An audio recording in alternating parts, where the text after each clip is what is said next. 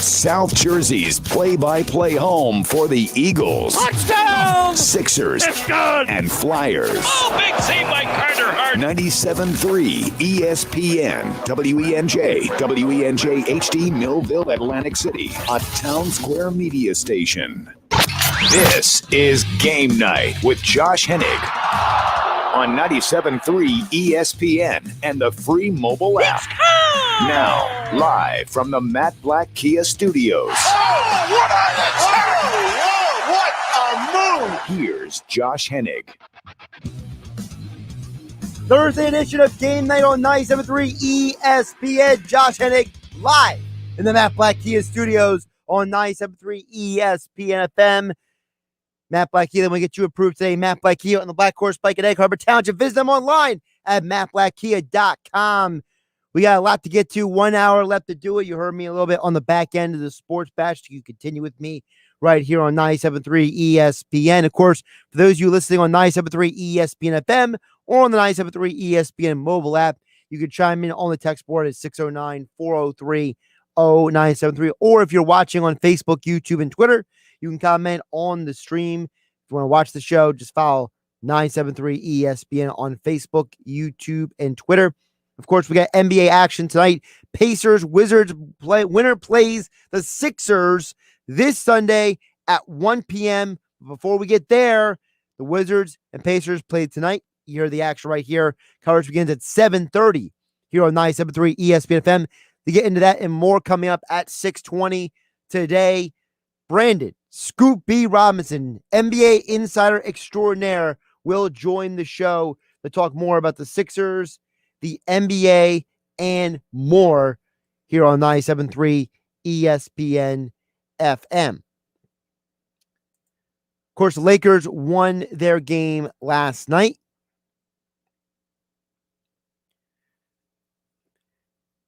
I mean, the LeBron shot was impressive. But to me, the bigger deal for the Lakers last night was them playing defense. We got a lot of basketball to get to as well this hour. But I want to run it back for you a little bit of Eagles conversation we had earlier today on 97.3 ESPN, because it's an item of news that gets overlooked, and that is Nick Sirianni has the players at camp.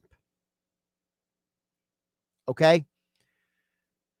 This is a big deal because remember I talked to you guys a couple of weeks ago, and I wrote the article on 973ESPN.com. You know, Juwan James, who suffered an injury, missing the entire year because he was not at Broncos facilities working out, preparing for the season, he loses all of his guaranteed money. He loses his opportunity to compete for a job. He loses up to $20 million, says Juwan James. And now the Broncos released him altogether because they didn't have to keep him anymore on the roster. It just didn't matter. So I said a couple weeks ago, if you're the Eagles, you better be careful. You don't want to be the next Juwan James. Not that the Eagles would purposely cut a guy or not pay a guy. No, it's just how the contracts work. A lot of these contracts are built on paying people, okay, for works rendered, served, whatever we're going to call it. So Nick Sirianni, showing his first major move as the Philadelphia Eagles head coach, got up and said, I, Nick Sirianni, am going to reach out to the veteran players to find out what I have to do. What I have to do to get this group of players into camp, because I'm a first-year head coach. I can't afford to get started too late with these guys. I want them to start learning these guys. I want these guys to start learning about the coaches. I want the guys in the building. So he reached out to the players and said, what do I have to do to get you in the building? So they modified the entire off-season training program. Okay? And here are the details. He called the veterans and asked, what can I do to get you back in the building? So a couple of things they did. Number one, they eliminated the 3-day mandatory minicamp next month. Instead, they're going to have 3 weeks worth of off-season training activity practices. So what Sirianni did was he compromised and said, if I can get you guys for 3 weeks and I'll get rid of the 3-day mandatory, I will get rid of, for example, no 7-on-7s, no 11-on-11s until training camp in late July, early August. We're just going to have 3 weeks of practices, individual drills, on the field walkthroughs. We're going to have the players and the coaches working together on and off the field in the film room. I want you guys in the building working out. I want you guys on the field. If you're going to do anything football related for 3 weeks, I want you doing it in Philadelphia. And he got them to do it. And Sirianni wants to focus on fundamentals, installing the offensive and defensive schemes, strength and conditioning. He wants the players to get to know him and him to get to know the players. This is huge because this is a first-year head coach making the first step as a leader to turn around and say, what do I have to do to get you guys on board? And the players are buying in and people are showing up. Now, I can't promise you every veteran is going to be out there because that's just ridiculous. That's just impossible. But if you think about it, it's a step in the direction for him to show everybody how serious he is about his program, his system, and putting the players in a position to be successful. You know, the best coaches take the players they have and put them in a position to be successful. And I think that many times we overlook the fact that it's on the coach to set that standard. You know, leadership is a top-down thing. And when the head coach is enabled by the people above him to make these kind of decisions, to make these kind of choices, it tells me that everyone is on the same page when it comes to moving forward. Be better than 4-11-1 last year. And if you listen to Jonathan Gannon saying, hey, listen, our defensive scheme is not going to be a specific scheme at this time. When you hear Shane Steichen said, hey, man, I think this offensive line could be special. When you hear Sirianni say, we want to focus on fundamentals and technique. When Jonathan Gannon says, what is the first thing he looks for from a cornerback? He wants them to be smart, and he wants all his defensive players to have a high motor and play mean. As I said in the last hour on 97.3 ESPN, I can't promise you that the Eagles are going to be a great team or win the NFC East, but I can promise you this coaching staff is going to do everything in their power to put them in a position to be better than last year. Maybe even a lot better than last year. I like what Sirianni's doing so far, to say the least. Josh Hennig here on 97.3 ESPN. Of course, Game Night, as always, being brought to my friends over at FanDuel Sportsbook. The NBA play-in tournament gives every team in the play-in a one more shot, at minimum, at the playoffs. That's right. With the Pacers, Wizards tonight, you have the Grizzlies and Warriors tomorrow night. You hear all the action right here on 97.3 ESPN.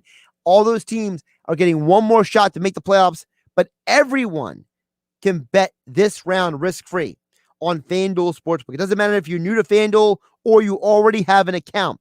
FanDuel has teamed up with me, yours truly, Josh Hennig, as well as all the great people out there covering the NBA to put you in a position to get your money back if you don't win. That's right. Any user, any bet type, any game, you have a chance to get your money back, whether you're a new user or a current user of FanDuel Sportsbook. If you already have a FanDuel Sportsbook account, just open up the app and opt in to claim your first bet risk-free on the NBA play-in tournament. Every day, you have a chance There are so many reasons why I love betting on FanDuel Sportsbook. This is just one of the many reasons why, if you don't already have an account, you need to get in on the basketball action. So if you are new to FanDuel Sportsbook, all you need to do is sign up with my promo code Hennig to get your first bet risk-free up to $1,000. That's promo code Hennig to get on all the basketball action exclusively on FanDuel Sportsbook. Must be 21 or to play. Present in New Jersey. Refund issued as non-withdrawable site credit that expires in 7 days. New user risk-free bet for first real money wager only. And refund issued as non-withdrawable site credit that expires in 14 days. Restrictions apply. See terms at sportsbook.fanduel.com. Gambling problem? Call 1-800-GAMBLER. Speaking of basketball, the game tonight, I think, is going to be a fascinating conversation about star power versus, fundamental basketball, because the Pacers are not a team full of stars. Domantas Sabonis is an all-star, but there's nobody that can get confused with being a superstar or a high-level caliber player in this league. He's a very good player. He's not a great player.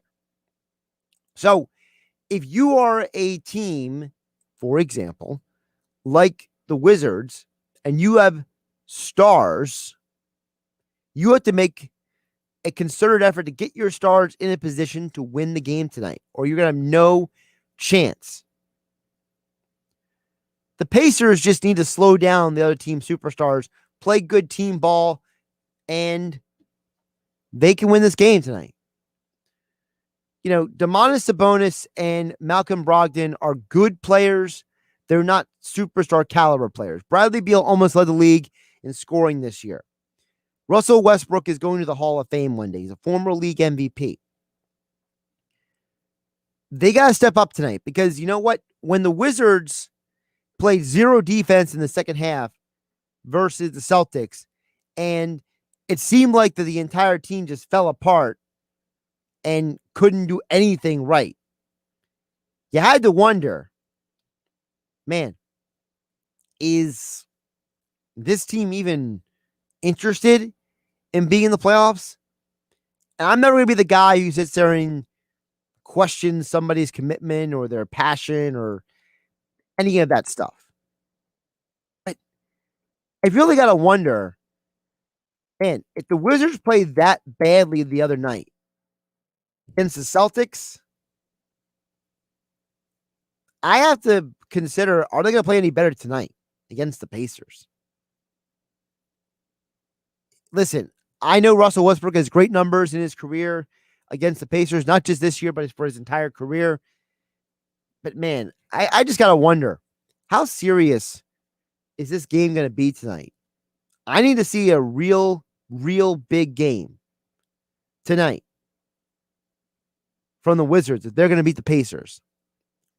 You hear all the action right here at 7:30 on 97.3 ESPN. Again, the more game and more on the NBA front. We'll be joined on the other side by NBA insider Brandon ScoopB Robinson right here with yours truly, Josh Hennig, on Game Night on 97.3 ESPN FM, the 97.3 ESPN mobile app. It's free thanks to First Bank of Seattle City. We are live on Facebook, YouTube, and Twitter, where you can watch the show. Just make sure you follow 97.3 ESPN on Facebook, YouTube, and Twitter. For the first time since 2001, the Sixers are the top seed in the Eastern Conference playoffs. Oh, man! Right down Broad Street! Ben Simmons throws it down! As they try to capture their first NBA title since 1983. The Philadelphia 76ers, for whom, by the way, the bracket broke absolutely perfectly. The Sixers have no excuse to not make their first conference finals in quite a while. You can listen to every Sixers playoff game. The Sixers, to me, are in the best position. Right here on 97.3 ESPN with the voice of the 76ers, Tom McInnes, calling all the exciting play-by-play action. The Dwight Howard throws it down, and the bench flexes for him. Superman with a throwdown. It's Philadelphia 76ers playoff basketball, and it's only on South Jersey's official Sixers station. Simmons into the lane, fakes once, fakes twice, and a step back 17-footer is good. 97.3 ESPN.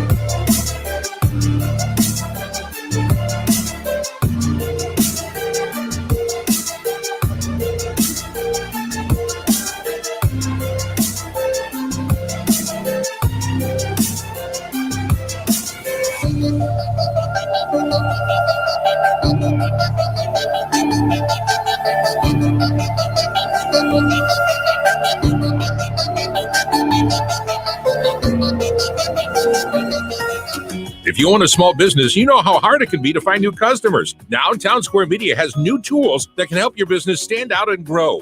Go to getlocalcustomersnow.com for a free competitive analysis that will show you what other businesses are doing to find new customers and how you can do it too with Town Square Media. Be one of the first business owners to sign up and receive $500 in free advertising on this station. Start growing your business today. Visit getlocalcustomersnow.com. That's getlocalcustomersnow.com. You're listening to Game Night with Josh Hennig on 97.3 ESPN and the free mobile app. Josh Hennig here on Game Night on 97.3 ESPN. As we mentioned earlier, Pacers versus Wizards today. Hear all the action on 97.3 ESPN FM. The winner of the game plays the 76ers this Sunday at 1 p.m., which you can also hear on 97.3 ESPN. But right now, joining us on the Boardwalk kind of hotline to get more into the NBA play-in, the NBA playoffs, and more, it is the one and only NBA insider extraordinaire, Brandon ScoopB Robinson joins us live here in virtual living color on the Boardwalk kind of hotline, sporting a very fresh Sixers jacket. My friend, how you doing today? I'm wonderful, man. How you feeling? I'm doing pretty good. You know, we got NBA games on pretty much every night at this point. It's a good time for all. And before we get to the Sixers and the other stuff, I gotta touch on with this. I talked about this a little bit earlier. So the numbers came out for the Warriors-Lakers game last night. Mm-hmm. And if there's ever been a conversation about the importance of star power in the NBA, it's these numbers. Last night's game was the most watched NBA game on ESPN since 2019. The viewership was up 190% over any of the playing games last year. We saw last year that any Western Conference game that LeBron was in, they had a 2 to 3 million more viewership from the games without him than with him. I don't think we can undersell the fact that this is a league driven by stars, and LeBron is still the star of the stars in this league, at least in terms of viewership and people's interest. They usually say that sex sells. In this case, in sports, LeBron sells.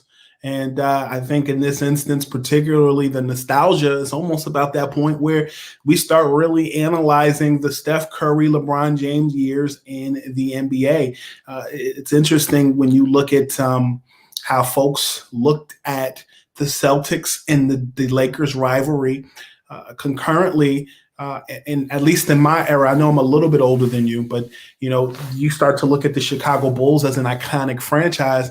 Once you gloss over that, I think years from now, we'll look at the Steph Curry and the LeBron James feud eras in the same vein. And so I think last night gave you that. Many people were critical of the play-in tournament and for the right reasons. But it's showing that the fact that people continue to talk about it, that shows that people are interested as well. So kudos in that regard. But Josh, I just want to add, it wasn't a fluke. I mean, that game was crazy. It was 2 different games actually in one game, because you had the Lakers decide to play defense in the second half. And in the first half, it felt like between Steph and Wiggins, nobody was stopping them at all in the first half. It was a strange game. And I'll add that if Kelly Oubre was playing, it might be a different conversation. That's very true. Maybe Kelly Oubre is running out to LeBron for that three instead of Steph at the end of the game. Yeah, but the other thing is this: when LeBron is on. They played. I was going to say PPP, but PPR. P poor performance. I guess that is PPP. But what I'll say is Alex Caruso was the unsung hero in that game yesterday as well. Key steal in the game, and I also think that more than anything else, it just was good basketball, fun basketball being played. But you live by the three, you die by the three. In this case, the 3-point shooter that was in the winning column wasn't LeBron James and the Los Angeles Lakers, who will play the Phoenix Suns in round one of the NBA playoffs. But I'll tell you, man, the Lakers are one of the most threatening seventh seeds there is currently, and I think that as long as they stay healthy, the Lakers will be in a good position. But the Western Conference has also gotten better too. It definitely has, but you gotta wonder if you're the Suns, you were probably almost rooting for the Warriors last night, right? I mean, you don't want to see LeBron and AD coming in there against your team in the first round. I mean, that's a second round or a finals matchup, not a first round matchup. If you're the Suns, you're probably like, oh man, we got to deal with LeBron and AD in the first round. Come on. Yeah, they definitely were cheering for that.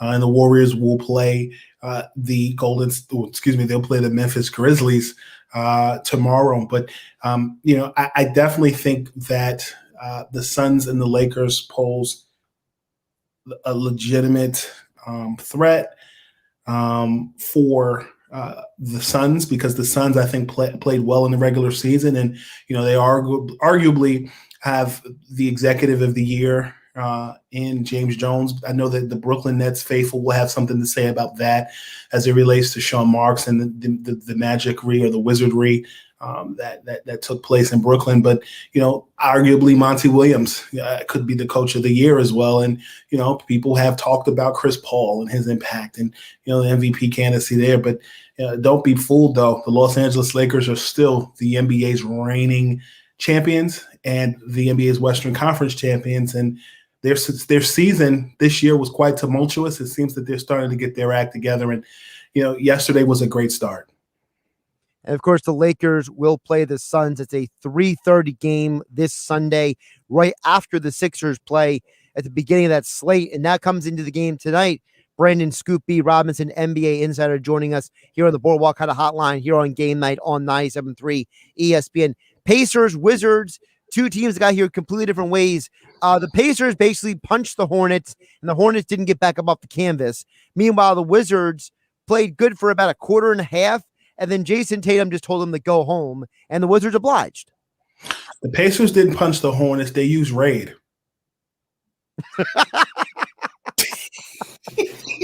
Must have been some strong raid there, because man, they just wilted and went away. I mean, it was like I thought it would be a competitive game, honestly. I'm like, oh, Pacers, Hornets, all right, this will be interesting. And it was just like, Mike Tyson used to say, everyone has a game plan like a punch in the face, right? Well, the Hornets got punched in the face a couple times and they gave up. Yeah, I agree with you. And I think when it's all said and done, I'd like to see a round one matchup between the Philadelphia 76ers and the Washington Wizards. I think it'd be great to have Russell Westbrook in the fold. It'll be great to see what a full-strength Wizards team can do against a highly potent 76ers team, particularly because the Wizards have been playing beneath their privilege all year. Russell Westbrook started out, with a quad injury and didn't complain about it. He got the triple-double record, beating Oscar Robertson with 182 overall throughout his career. Took him about 3 or 4 teams, but Bradley Beal hasn't been playing at full strength. The last game you kind of saw it. But I think that in this game, going against the Pacers is in at least Russell Westbrook's favor.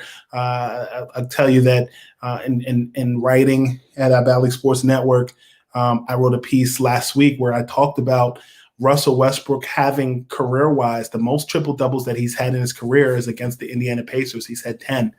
And Sabonis is the star of that team and the all-star of the team at very least. Karis LeVert is still in concussion protocol, COVID protocol. Those P's and those C's I got to get together. Concussion protocol.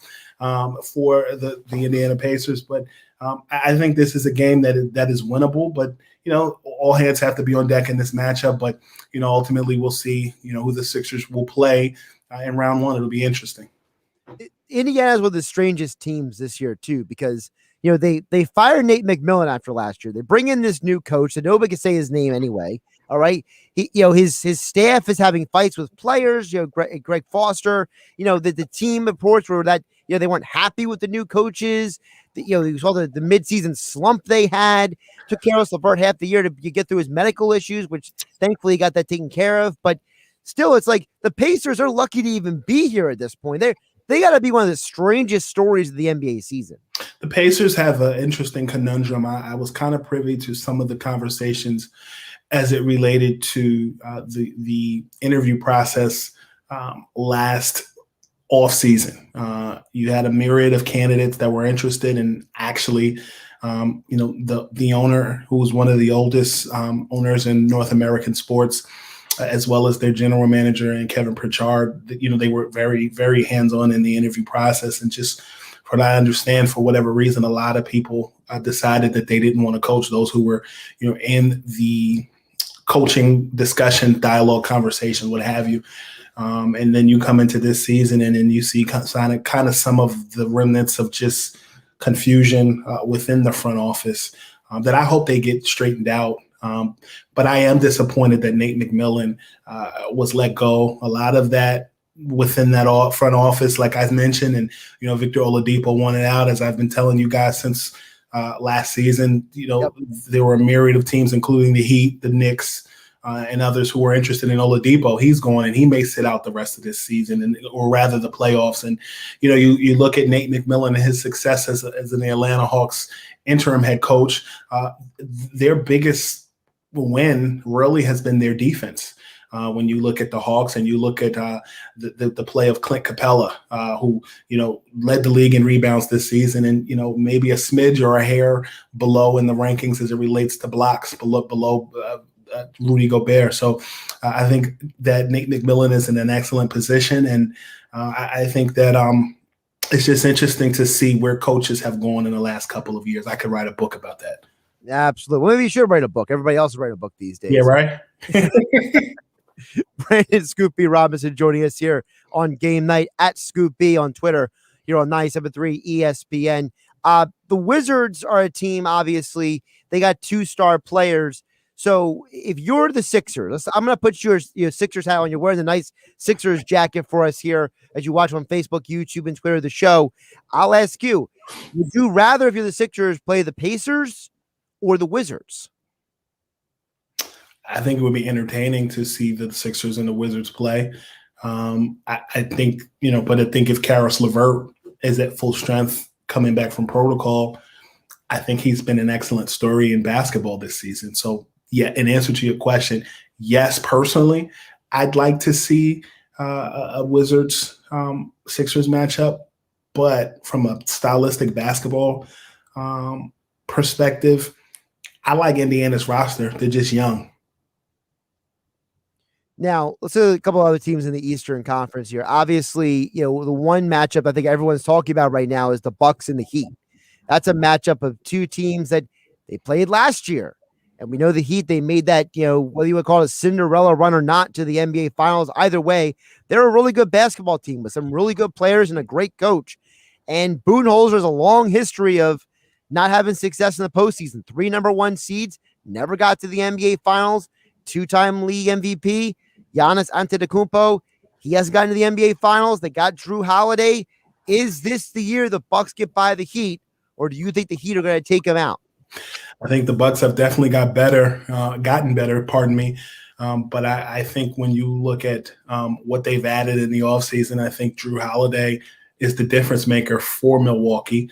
But I don't sleep on the Heat. They're still the NBA's reigning Eastern Conference champions.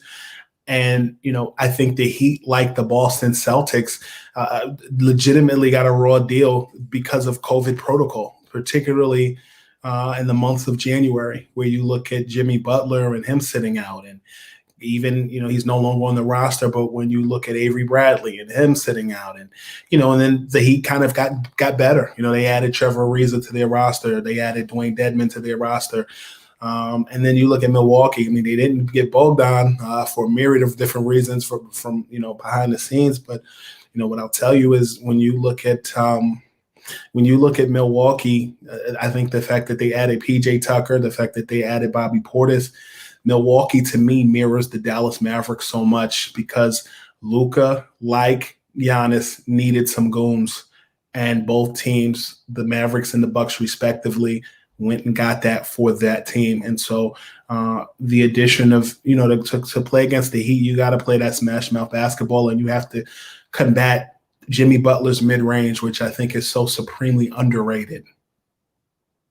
The other Eastern Conference game on Saturday is not a highly anticipated matchup. It's a highly anticipated viewing experience because, at least according to everything we know, the big three will be on the court. Durant, Harden, Kyrie.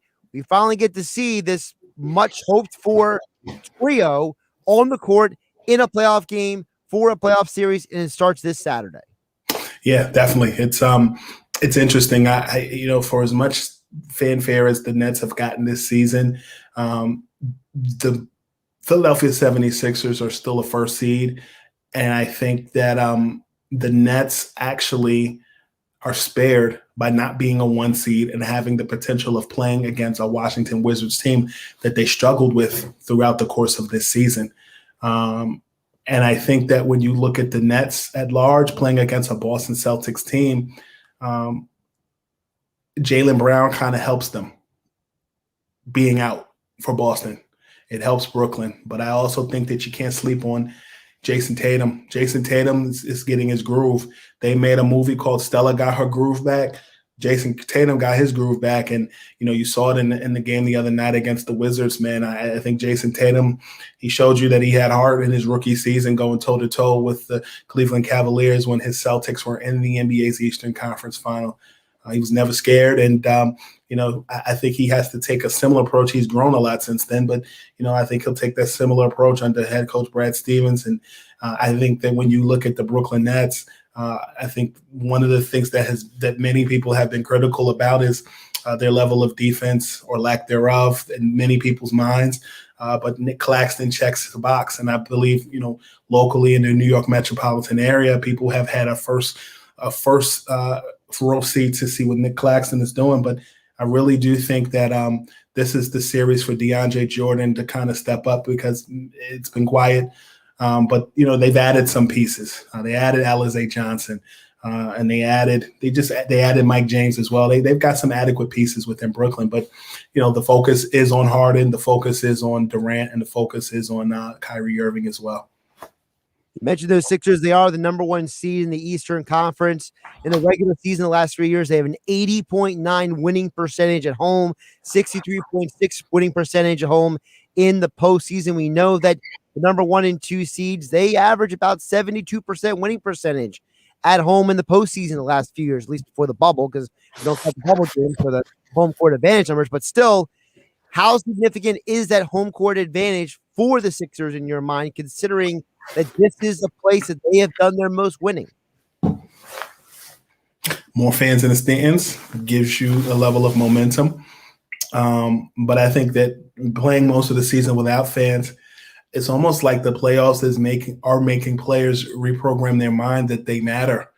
And so I think that home court advantage definitely gives you a level of comfort, and I really a matter of perspective. So sitting in on the Sixers Zoom calls last year, I remember Brett Brown, former Sixers coach, discussing just routine and discussing how COVID changed things because he remembered what time he would leave his house, what time he would step foot at a Dunkin' Donuts and grab his coffee, what time he had coaching planning meetings. And, he remembered a fan in the stands because this person said that to them, remembering what lucky running shoes he put on, just all of that level of routine.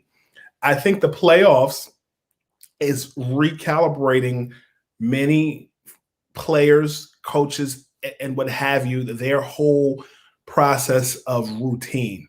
And I think that when you look at home court advantage for the 76ers, it matters because you're able to fill up the stands. I don't know exactly what the fan count is for the Wells Fargo Center, but I know locally in the New York metropolitan area, if I'm not mistaken, Madison Square Garden and Barclays Center will be at almost 8,000 to 9,000.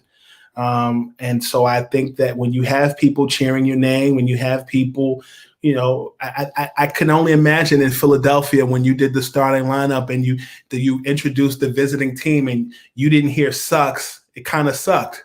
But you didn't hear that. So, I definitely think that the Philadelphia faithful, whether in stadium, whether on Twitter, will be appreciated by, the personnel on the Sixers squad. And what a time to be alive. Yeah, it'll be over 10,000 are allowed in the building for the first 2 rounds. Now, there's hope, fingers crossed, everything goes well. They could have a full building either in the Eastern Conference Finals or if they get to the NBA Finals. So that's a little side note to keep in mind as well. So then at the end of the day, where do the Sixers fall in your hierarchy of who can win the Eastern Conference? They have the home court advantage, but they don't have the trio like the Nets do. They don't have a 2-time league MVP like Giannis, and they're not the defending conference champions like the Heat. It's interesting you bring that up. So please be looking out for an article and an interview with Terrell Harris Sr., agent of Tobias Harris, that will drop at valleysports.com on Saturday. We actually discussed that notion about Tobias Harris. I am one who actually does believe that the Sixers do have the big three in Ben Simmons, Joel Embiid, and Tobias Harris. Tobias is just not spoken about in the same vein. I think that the Sixers, more than anything else, have added from positions 1 to 15 a potent roster. I think, even down to the Danny Greens of the world, who has multiple championship experiences, whether albeit playing for the San Antonio Spurs, playing for the Los Angeles Lakers or the Toronto Raptors. And then I'll add this. Dwight Howard, I think, was, as well as Seth Curry, were 2 of the biggest steals in the NBA market this past offseason. I'll tell you that, Dwight Howard, one of his biggest gripes and concerns with Los Angeles Lakers going into the offseason was the combination of money as well as where he would be playing at the end of games. Imagine a world, I've been using that so much in my writing and Twitter these days, but imagine a world where when the Lakers were without Anthony Davis and LeBron James, they still had Dwight Howard. I think that Dwight Howard's presence was everything that many thought Al Horford would have been last season for the 76ers. And he is a defensive presence that will be very much utilized in the postseason. So I like the Sixers a lot. I like them from positions 1 to 15. You talk to somebody in Brooklyn, I've spoken to folks within that organization, and they feel as though Philadelphia keeps them honest, and that Miami is a scrappy team. And so when you compare, just Philadelphia and Brooklyn as the 2 top tier teams, I like the Sixers on paper better, but I do like the Nets. But I also think that the Milwaukee Bucks are very much slept on, as well as the Miami Heat. I think that the Bucks and the Heat are both underdogs. But coming out of the Eastern Conference, I am torn between the Sixers and the Nets because it's so wide open on both sides. It's unpredictable, and it's going to be a very interesting 2 months, and I'm excited. Well, of course, you can catch all the action. We can hear all right here on 97.3 ESPN tonight. Pacers, Wizards right here at 7:30 on 97.3 ESPN. Sixers at 1 o'clock on Sunday. We got the NBA playoffs all the way through right here on 97.3. And to follow all the inside information, the NBA insider extraordinaire, Brandon ScoopB Robinson, at ScoopB on Twitter and Instagram. Don't forget about the Instagram as well. His all guests appear on the Boardwalk Hotline. As you heard him mention there, Bally Sports. You want to see him on those little regional networks, the Fox regional networks. They're all Bally Sports now. People are watching Sports Center now. They're like, what is Bally Sports? Well, that's why all the Fox regional networks, they got bought out. They got taken over, and Brandon ScoopB Robinson has taken over the NBA Insider. So congratulations on that opportunity. You more than earned it, my friend. So I'm glad to see you moving onward and upward. Thank you. I appreciate that. I've been keeping quiet for about a month and a half. Glad to break the news to you guys, and I'm glad to be at Bally. It's a great fit. The nice looking set too. I got to say that as well. Thank you, man. I double writing and also, in and out of the studio doing interviews with stuff. So please be looking out for a lot of cool stuff coming pretty soon. I'm excited for you all to see what we've been working on behind the scenes. Love it. At ScoopB on Twitter and Instagram to catch that all. And as all guests, they appear on the Boardwalk Honda hotline. My friend, take care of yourself. Keep up the great work. My God, thank you so much. I'll talk to you soon. You do keep doing great work as well. I'm doing my best. Somebody's got to do the job. Word. At ScoopB on Twitter and Instagram for the full ScoopB experience. Josh Hennig here on Game Night on 97.3 ESPN. We'll get back to your thoughts and comments. 609-403-0973 is the text board if you want to chime in. I asked ScoopB the question. You can answer it as well. If you're the Sixers, who would you rather face, the Pacers or the Wizards? We are also live on Facebook, YouTube, and Twitter, where you can comment on the show right here. One more segment to go. Yours truly, Josh Hennig on 97.3 ESPN FM, 97.3 ESPN mobile app powered by First Bank of Seattle City. Customize your alerts on the 97.3 ESPN mobile app for your Eagles, Sixers, Flyers, Phillies, and high school sports coverage, all at 97.3 ESPN.com, the 97.3 ESPN mobile app. Final segment next. Hey, South Jersey, this is Billy Schwein. Tune into The Locker Room every Saturday and Sunday from 10 a.m. to noon on 97.3 ESPN. Each weekend in The Locker Room, you will get passionate sports talk from a fan's perspective, along with interviews with some of the biggest names in sports. That's every Saturday and Sunday from 10 a.m. to noon in The Locker Room with me, Billy Schwein, on 97.3 ESPN and the 97.3 ESPN mobile app, because nothing could be finer than talking sports with a Schweiner. Attention, New Jersey. Matt Blatt Nissan needs to replenish their pre-owned inventory. They will buy your vehicle for cash today. You heard right. Matt Blatt Nissan will buy your current vehicle for cash or trade it for top dollar and put zero down payment, pay 0% interest, and get $2,500 off MSRP on every 2021 Nissan Murano in stock. Oh, yeah, it's on at Matt Blatt Nissan. All new loaded SV model 2021 Nissan Rogue. Lease just $239 per month with zero security deposit. Plus our fast track checkout. Bring any vehicle and Matt Blatt Nissan will buy it for cash or pay top dollar for any trade in Egg Harbor Township next to Home Depot or online at mattblattnissan.com. Dated that we will be refinanced into new vehicle. Qualifications exist. Not all will qualify. 0% APR financing based on 1667 2000 borrowed. Offers can be combined. Murano VIN MC 101371. Rogue VIN MW 011224. 36 months 10,000 miles for your lease. Lease selling price $28,590. Call 877-289-6670 or go to mattblattnissan.com for complete details. Offer ends 5/31/21. It's on at Matt Blatt Nissan on the Black Horse Pike, Egg Harbor Township.